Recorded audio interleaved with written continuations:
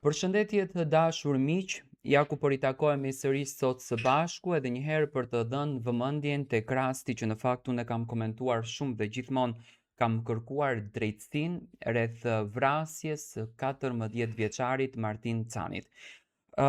U deshën muaj të tërë, realisht u deshën vite për t'u dhënë vendimi dhe për t'u marrë e vërteta e Martin Canit. Ditën e sotme janë dhënë vitet e burgimit për Mario, djali i cili gjuajti me thikë kundër drejt Martinit edhe e la atë të pajet. Babai i të ndjerit Angel Cani në një prononcim të gjatë për mediat e përshkroi vendimin e gjykatës si një reze të fortë drite pas një viti të tërë errësire, vuajtje dhe padrejtësie. Ai theksoi se humbja e fëmijës është një plagë që nuk mbyllet kurrë dhe se asnjë vendim gjyqësor, madje as dënim maksimal, nuk mund të shlyej atë dhimbje të pamas që familja Cani ka përjetuar. Për çështjet e ligjit foli advokati dhe do të vazhdoj të flas ai, u shpreh babai i Martinit. Ne si prindër e dim se kodi penal për të mitur përgjysmon dënimet, e dim kufizimet ligjore, por sot u hap një dritë shprese për drejtësi, thot Zoti Ëngjëll.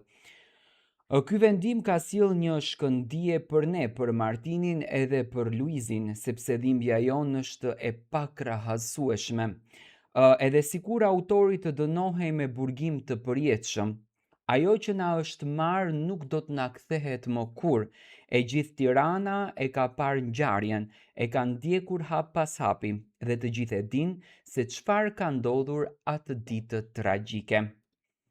Ai ndaloi dhe te roli i shkollës dhe institucioneve arsimore, duke theksuar me dhimbje se edhe pas një viti nuk ka pasur asnjë kërkimfalje, asnjë shenjë pendese, asnjë reflektim nga ana e tyre që duhej të mbronin fëmijët e tyre.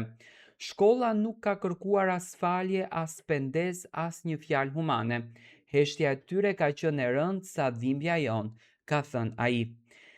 Sot pas një viti dhimbje të pandalshme, një vit ku çdo ditë ka qenë një betejë mes durimit të vuajtjes dhe në familjen e Martin Canit kemi parë për herë të parë një dritë të fuqishme drejtësie që depërtoi në këtë errësirë.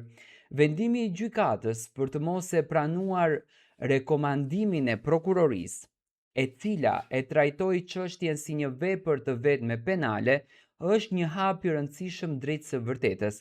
Gjykata njohu pikërisht atë që ne kemi thënë që në ditën e parë të tragjedisë.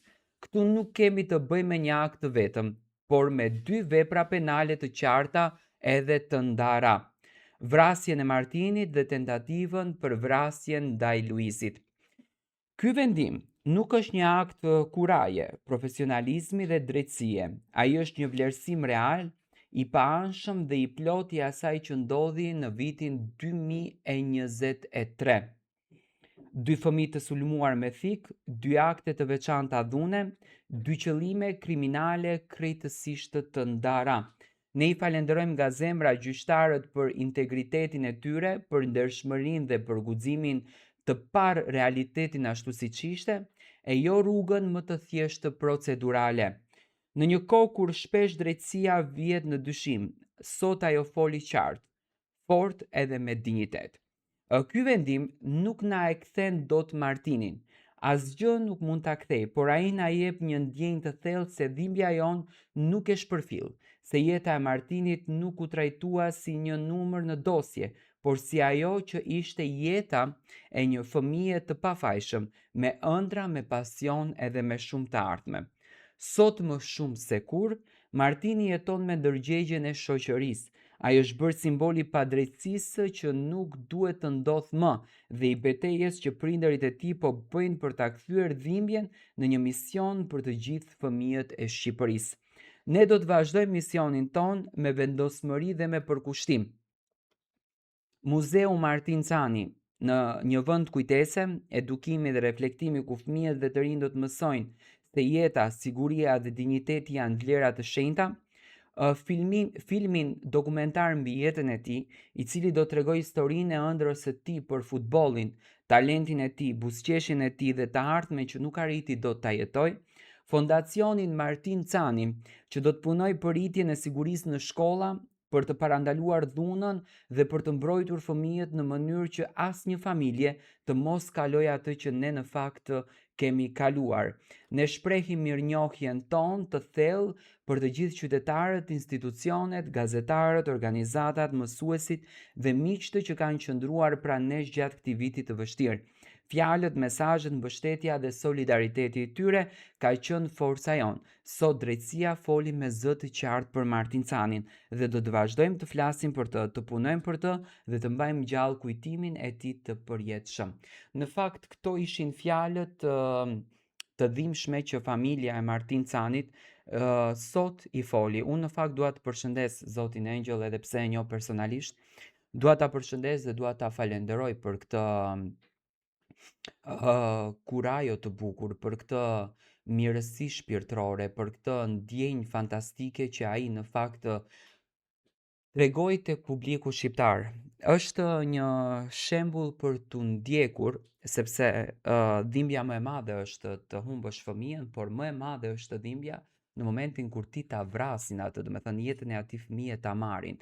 Dhe Mario është shoku i tij, miku i tij i gjeneratës, do të thënë unë nuk dua të flas në detaje për familjen e Marios, por veç dua të them që nuk duhet të tolerojmë që të ndodhin fenomene të këtilla, sepse pas vrasjes së Martinit të ndodhi dhe një vrasje tjetër e një djalit 14 vjeçar, më pas domethënë kishim edhe në vendet tona fqinje, gjëra të ndryshme, por mbi të gjitha unë shpreh sinqerisht një lloj falënderimi për zotin Ëngjëll edhe për zonjën e tij që ditën si të flasin, ditën çfarë të thonë dhe ditën si të veprojnë përpara, do të thënë ditën si të ecin përpara. Dhe kjo në fakt është një mesazh shumë i bukur për të gjithë familjet e tjera. Unë gjithmonë e kam thënë, hajt ja të çoheshte për shembull babai i Martinit edhe të kërkonte gjakmarrjen, ta vrisnin Marion. Nuk është edukim ajo, nuk është edukim as pak, por unë uroj me zemër që Mario të merr edukimin e duhur, sepse Mario edhe sot akoma nuk e kupton se çfarë ka bërë. Uroj që familja ta kenë mirë kuptuar që ndoshta këto 16 vite do t'i ndihmojnë Marios për edukimin e tij, për të marrë veten me të mirë dhe të mos të bëjë më gabime të këtilla, dhe le të jetë një mesazh për prindërit e tjerë që të kenë kujdes tek fëmijët, të kontrollojnë fëmijët, të ruajnë fëmijët, sepse të gjithë ato fëmijë të cilët pretendojnë të bëjnë gjeste të këtilla, veprime të këtilla, gjëra të këtilla, domethënë do përfundojnë njëjtë siç përfundoi Mario me 16 vite burgim. Unë uroj që Martini të pret në paqe, ai është një ëngjëll, ndërsa në anën tjetër uroj që Zoti Ëngjëll të merr këtë rrugtimin e bukur për fondacionin, që unë në fakt e kam ditur që do të bëj një fondacion edhe për këtë filmin e bukur të ëndrrës së Martin Canit.